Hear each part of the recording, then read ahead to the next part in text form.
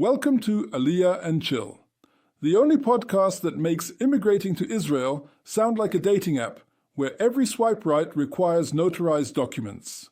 I'm your host, and today we're diving deep into the romantic world of proving you exist to multiple governments while simultaneously proving you're not a criminal, not married, and somehow Jewish enough for bureaucracy.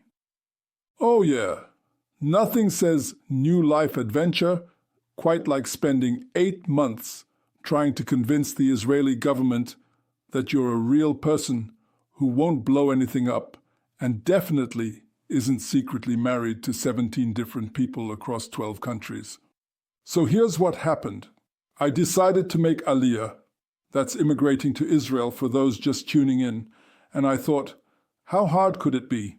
I'll just pack my bags, show them my Jewish summer camp t-shirt, and boom, welcome to the promised land. Spoiler alert! I was so adorably naive that Disney should have made a movie about me. They could call it Moshe and the 7 Consulates. The birth certificate saga. First document they asked for? Birth certificate. Easy, right? Wrong. So wrong that if wrongness was an Olympic sport, I'd have gold medals hanging from my neck like Mr. T. Turns out my birth certificate was apparently written by a drunk monk having an existential crisis during a thunderstorm.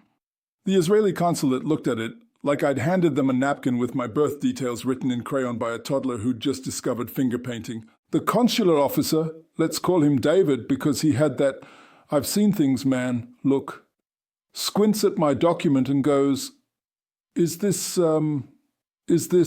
written in English? Yes, that's English. Are you sure? Because it looks like someone sneezed on a typewriter and called it a day.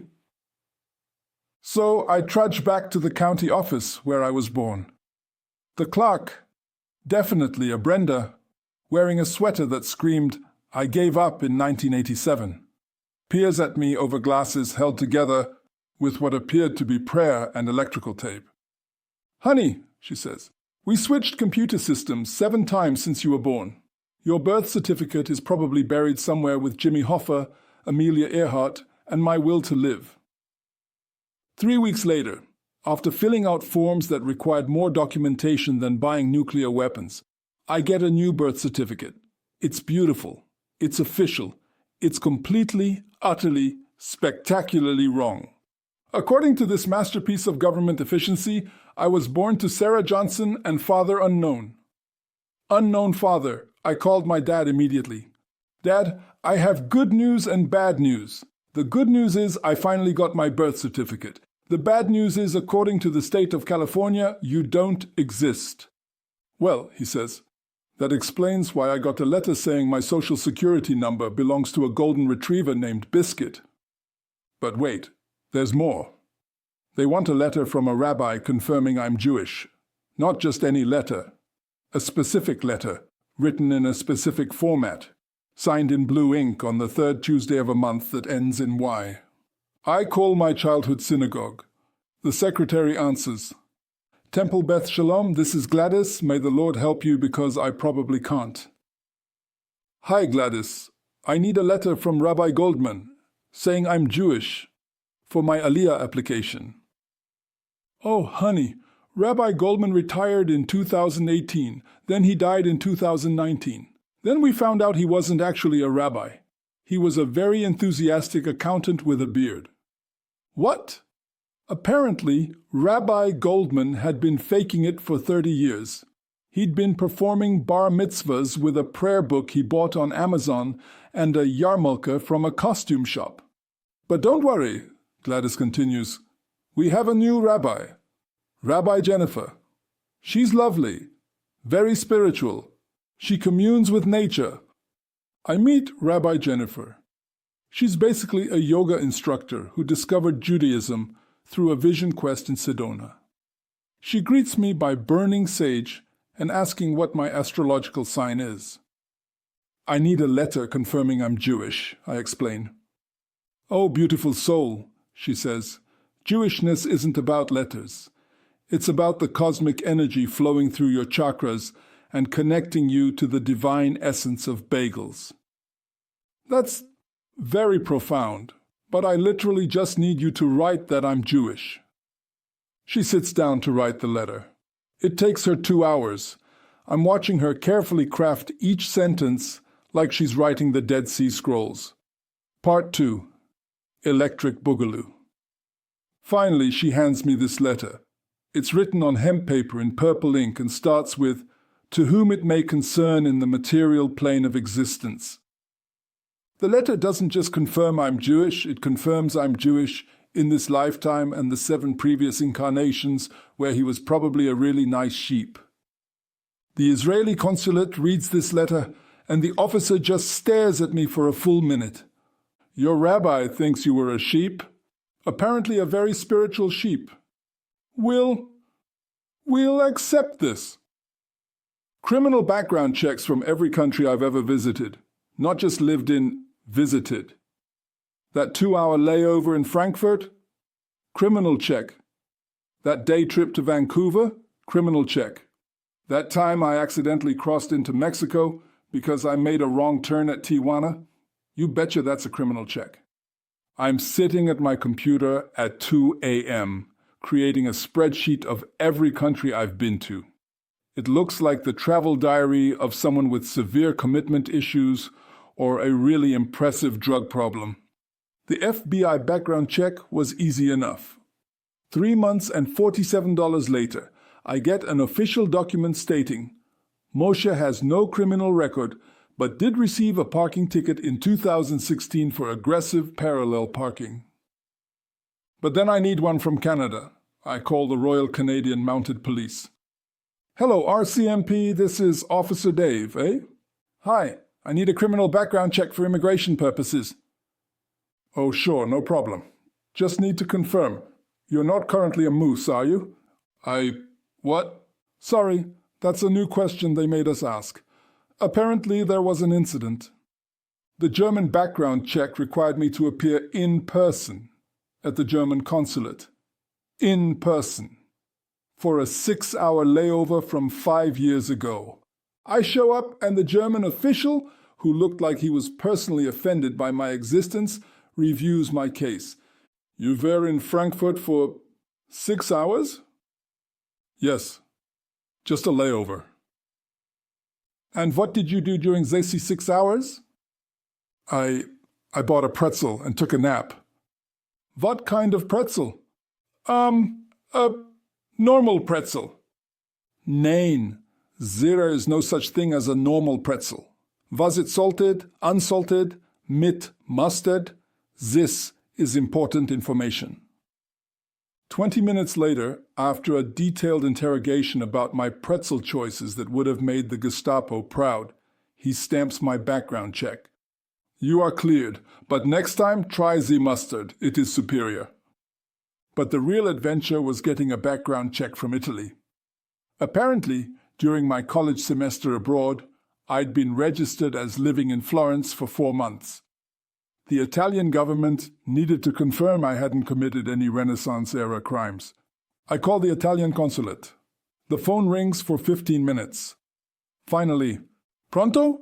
Italian consulate, this is Giuseppe. How can I help you in this beautiful life?" "I need a criminal background check." "Ah, you want to prove you're not a criminal? Very good. Very responsible. I like you already." Giuseppe and I end up having a 45-minute conversation about the weather, his grandmother's meatball recipe, and why Americans don't understand proper coffee etiquette before we even get to the paperwork. 3 months later, I get my Italian background check. It's gorgeous, printed on paper that feels like silk, with official seals that look like they were designed by Michelangelo's cousin. And at the bottom, in elegant script, Moshe committed no crimes, but his Italian accent is molto terrible. Thanks, Giuseppe. Now comes my absolute favorite requirement. Proof that I'm single. Not just, I'm not married right now. I need official government documentation proving I'm not secretly married to anyone, anywhere, at any time, in any dimension. I march into the county clerk's office. Different Brenda this time. Let's call her Brenda 2.0. She's got the same energy as original Brenda, but with added existential dread. I need a single status letter, I announce. Brenda 2.0 looks at me like I just asked her to prove unicorns don't exist. A what now? A letter saying I'm not married. Honey, why can't you just not be married? Why do you need a letter about it? Immigration. Oh Lord, they're making people prove they're lonely now. What's next? Documentation for having trust issues. She starts typing. For 20 minutes. I'm watching her hunt and peck like she's performing surgery with her index fingers. Finally, she prints out this letter. It's one sentence. Moshe is not married as far as we know. As far as you know? Well, honey, we can't be everywhere. Maybe you got married in Vegas by an Elvis impersonator. Maybe you're married to your cat. We don't judge here. I take this literary masterpiece to the Israeli consulate. The officer reads it and frowns. This doesn't seem very official. That's what they gave me. It says as far as we know. What if they don't know very far? I don't know how to answer that. Are you married to your cat? What is it with everyone and the cat thing? But apparently, I also need single status letters from every state I've lived in. I've lived in 4 states. That's 4 different bureaucracies, 4 different Brendas, and 4 different interpretations of what single means. Texas gives me a letter that's 3 pages long and includes my entire dating history back to 7th grade. Apparently, they had to confirm that my middle school girlfriend Miriam didn't constitute a common law marriage. New York sends me a letter written entirely in legalese that basically says, we have no evidence this person is married, but we also have no evidence he exists, so make of that what you will. Florida. Oh, Florida. Florida sends me a letter that includes a disclaimer. This document does not certify that the individual is not married to a Florida woman, as Florida women operate outside the normal bounds of documentation and reality. But the best part, I also need proof I'm not married from any country I've visited for more than 30 days. Remember my semester in Italy. Back to Giuseppe. Ciao. You want to prove you're not married in Italy. Fantastico. But first, tell me about your amore life. Are you seeing anyone? My niece is very pretty. She makes excellent pasta. Giuseppe, I just need the letter. But life is not just about letters. Life is about passion, about romance, about finding someone who appreciates your terrible Italian accent. 45 minutes later, after Giuseppe tries to set me up with half of Florence, I get my Italian single status letter. It's written like a romance novel. Moshe, bel Americana, remains unattached to any Italian, though he is welcome to return any time to remedy this tragic situation. Finally, they want character references. 3 people who can vouch that I'm a decent human being who won't cause international incidents or try to overthrow small governments. I text my college roommate Yossi. Hey, can you write a letter saying I'm not a sociopath? He responds immediately. Can I mention the time you organized your entire closet by color and then cried when I moved one shirt? That was a system, Yossi. A system! I'm putting it in the letter. Also, should I mention how you once spent an entire weekend making homemade pasta because you were disappointed in the quality of store-bought pasta? That's called having standards. Yossi's letter arrives. It's 3 pages long and includes a detailed psychological profile that makes me sound like a friendly but obsessive-compulsive person with strong opinions about carbohydrates. Moshe is a reliable, honest, and slightly neurotic individual who once spent 4 hours researching the optimal way to fold fitted sheets. While this level of dedication to domestic perfection might seem concerning, it demonstrates his commitment to excellence in all endeavors, including presumably not committing crimes in Israel. Thanks for the vote of confidence, Yossi.